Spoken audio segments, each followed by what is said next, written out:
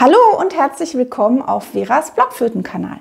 Spielt ihr auch so gerne die Stücke von Jacob van Eyck auf der Blockflöte? Dann nehme ich euch jetzt mal mit in ein Stück von Jacob van Eyck und wir schauen mal, wie ihr das ein bisschen ordnen könnt, so dass es auch spielbar ist für euch.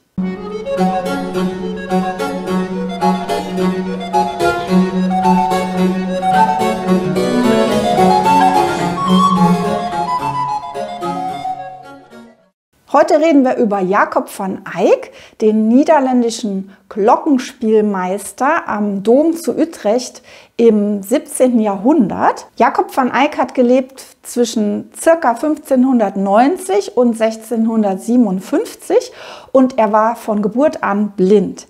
Er war nicht nur Glockenspielmeister am Domturm zu Utrecht und was das bedeutet, erkläre ich euch gleich noch, sondern auch ein sehr virtuoser Blockflötist und musste auch beruflich die Blockflöte spielen. Er war Glockenspielmeister, das heißt, er hat nicht nur einfach die großen Kirchenglocken gebimmelt, sondern er hat auch Carillon gespielt. Das ist ein orgelähnliches Instrument mit Glocken und mit Griffen, so wie die Pedale von der Orgel sind, aber dann für die Hände.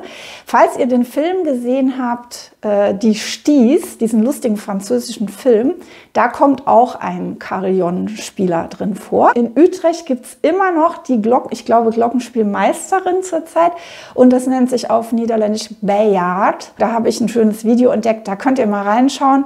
Dann seht ihr mal, wie das aussieht, wie das klingt und wie das gespielt wird. Van Eyck hat das beruflich gemacht und er hat außerdem ein höheres Gehalt bekommen dafür, dass er mit der Blockflöte auf dem Kirchhof in Utrecht stehen musste und die Spaziergänger mit seinem Flötenspiel erfreuen.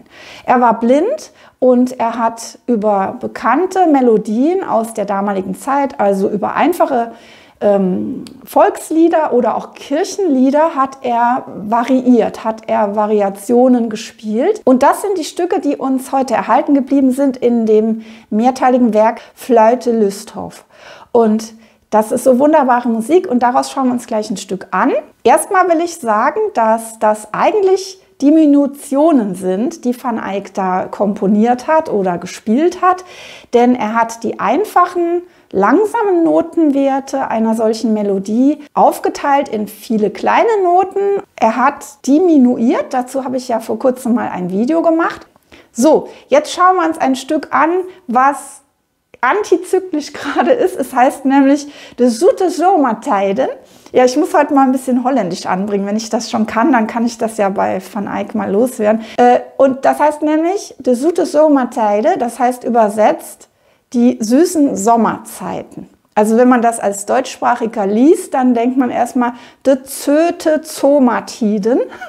Aber jetzt wisst ihr, was es wirklich heißt. Und das ist jetzt, passt jetzt gar nicht. Ich habe nämlich gerade, das wollte ich euch noch sagen, mein Weihnachtslieder-Mitspielpaket fertig bekommen. Das könnt ihr ab sofort kaufen. Ich weiß, wir haben jetzt erst Anfang November, aber falls ihr Lust habt, schaut mal rein. Ich verlinke das auch hier drunter. Und diejenigen von euch, die mein Newsletter abonnieren, die kriegen jetzt auch Bescheid darüber. Lauter schöne Weihnachtslieder, so bekannte Weihnachtslieder, aber mit ganz vielen Diminutionen, Variationen bis ins Virtuose, eigentlich so Van Eyck-mäßig, aber von mir komponiert. Und ich finde, es macht dann viel mehr Spaß, Weihnachtslieder zu spielen. Aber wenn man die in der simplen Fassung spielen will, dann ist es genau wie bei Van Eyck, dann bekommt ihr die natürlich auch. Und ja, also ganz kurz, es sind Mitspiel-Audios, ihr könnt mitspielen, ihr bekommt die Cembalo, von mir gespielte Cembalo-Begleitung, die bekommt ihr pur, dann bekommt ihr Audios dazu, wo die Blockflötenstimme auch von mir dazu gespielt ist. Auch da könnt ihr mitspielen und das in verschiedene Geschwindigkeiten einstellen. Und die Noten könnt ihr euch alle herunterladen und ausdrucken. So, wie gesagt, mehr dazu unten in der Infobox, aber jetzt sind wir bei den süßen Sommerzeiten und diese schöne Melodie von Van Eyck, die spiele ich euch jetzt erstmal vor.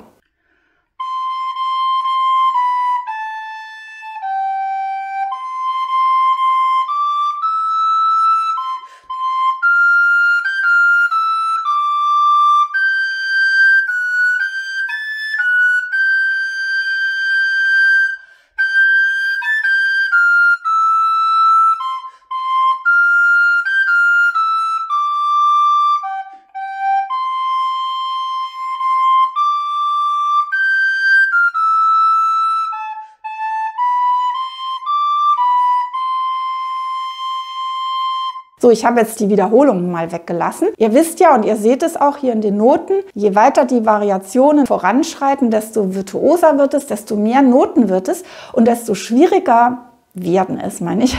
Und desto schwieriger wird es, daraus noch die Melodie zu erkennen, weil die soll ja da drin stecken und man soll es ja möglichst auch so spielen, dass man die Melodie noch irgendwo erahnen kann und dass es nicht klingt wie ein Wust von Noten und ihr vor allem als Spieler überhaupt keinen Plan habt, ich spiele jetzt lauter Noten, aber wo ist denn da irgendwo eine Struktur? Jetzt schauen wir mal nach dem ersten Teil von diesem Stück und da nehmen wir uns sogar nur die erste Hälfte des ersten Teils vor, dass wir wirklich mal Schritt für Schritt gucken, was ist da los? Also nochmal zur Erinnerung, diese Melodie am Anfang, die klingt so.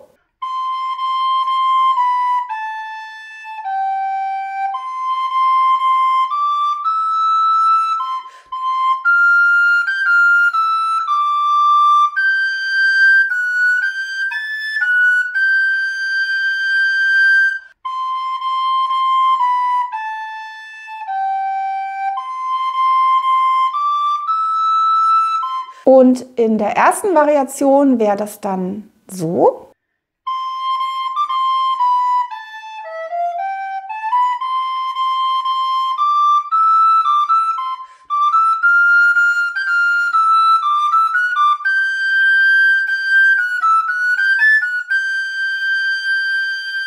Also erstmal müsst ihr wissen, in der Melodie ist es eigentlich ein 4/2-Takt.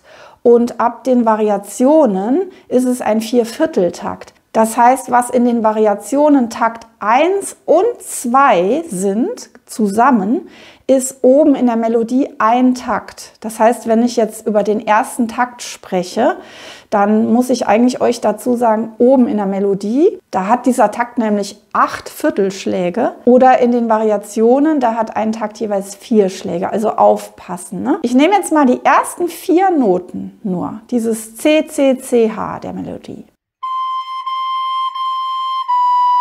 Das klingt im Modo 2, klingt das dann so. Das kann man noch sehr gut nachvollziehen, denke ich. Ne? Das sind dieselben Töne mit so einem kleinen Schlenker nach oben. Und dann haben wir, wie gesagt, jetzt in Takt 2 dann den Rest von Takt 1 aus der Melodie, dieses lange A und das lange G.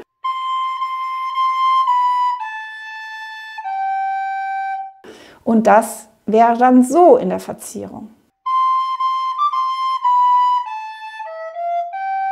Und die 2/8, die in der Variation am Ende des zweiten Taktes kommen, dieses AH, die leiten eigentlich schon über zu den 3 Cs, die dann kommen. Das zeige ich euch auch mal.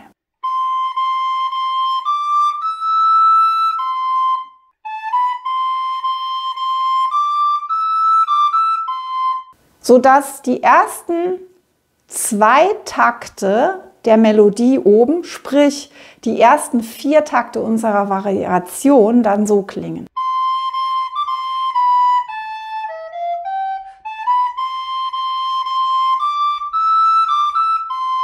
Ja, ich denke, das kann man da noch ganz gut raushören. Ne? Jetzt gehen wir mal zu Modo 3, also zur zweiten Variation eigentlich.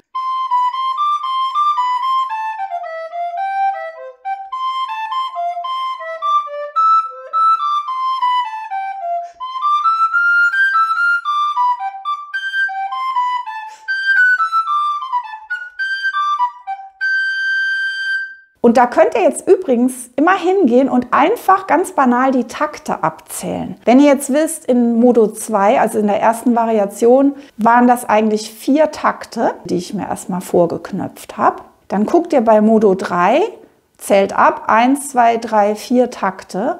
Und da habe ich euch ja schon reingemalt, da ist so ein Einschnitt. So, also dieser ganze Wust von Noten soll diese gleiche Melodie sein. Und jetzt müsst ihr noch mal gut hinhören, euch immer noch mal die Melodie ins Ohr rufen.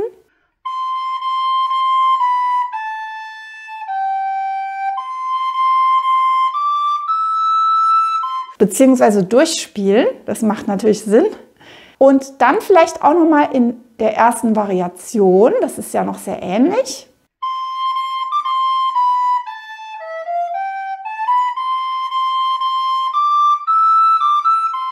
Und dann müsst ihr versuchen, die Spreu vom Weizen zu trennen und sozusagen erstmal wirklich zu gucken, wo sind denn hier 3 Cs zu finden im ersten Takt. Und die könnt ihr sehen, ne? Da ist dreimal C, C, C und dann ein H, genau an denselben Zählzeiten, wo die auch oben in der Melodie waren. Nur darum herum sind noch andere Achtel. Und genauso ist das auch im zweiten Takt. Wenn ihr jetzt noch mal ein bisschen rechnet, im zweiten Takt der Variationen, sprich also am Ende des ersten Taktes unserer Melodie oben, haben wir ja ein langes A und ein langes G gehabt. Also 2 Schläge A. Jetzt guckt ihr in Modo 3, guckt ihr in diesen zweiten Takt und guckt mal, wo hört denn der zweite Schlag auf? Und dann seht ihr, dass ihr tatsächlich bei einem G landet. Und hinter dem G hängen dann wieder Achtel dran.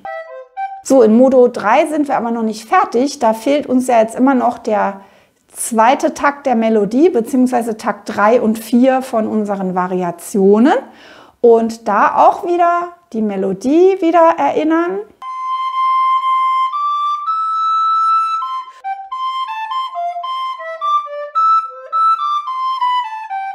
Und dann kriegt man es schon ein bisschen ins Ohr. Klar, das ist hier schwer zu spielen an der Stelle. Ist echt blöd mit diesen riesen Sprüngen.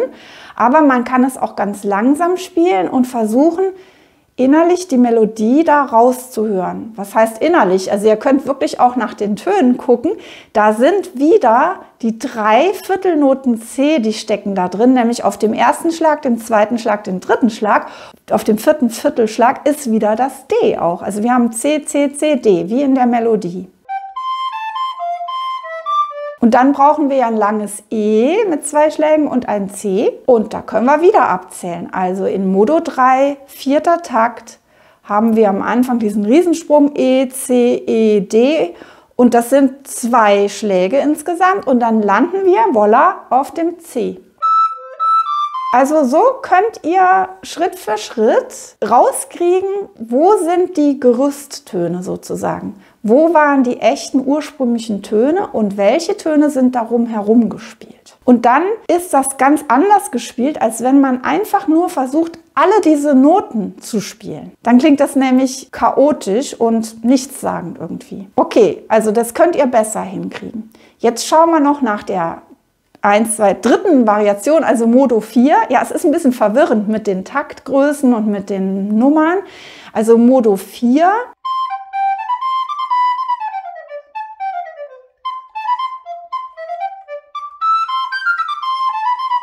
Und das sieht jetzt schon mal sehr unübersichtlich aus. Auch hier wieder bitte die Takte abzählen.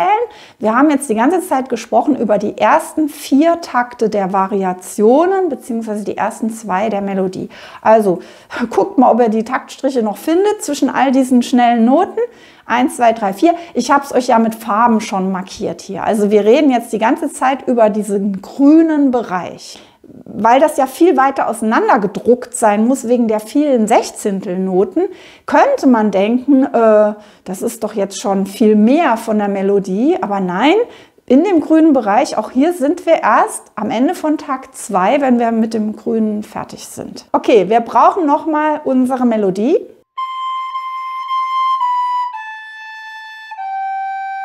Da kann man jetzt auch doch schon wieder raushören, wo sind diese Haupttöne, auch wenn die jetzt nicht explizit genauso auftauchen.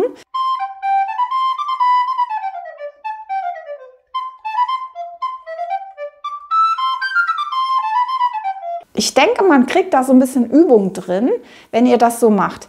Ich kann euch auch als Tipp geben, dass ihr vielleicht nicht immer die schnellste Variation auch spielen können müsst. Ja? Ihr könnt ja 1, 2 Variationen machen und sagen, okay, stopp, bis hier kapiere ich das, was da stattfindet und kann ich das auch spielen. Und die andere, die überlasse ich anderen Spielern. Ihr sollt heute mal einen Eindruck kriegen, wie ihr da rangehen könnt. Also ich hoffe, das hat euch jetzt Spaß gemacht, hier mal mitzuprobieren. Ihr habt Lust bekommen, gleich mal reinzuschauen in diesen Flight in Listhoff.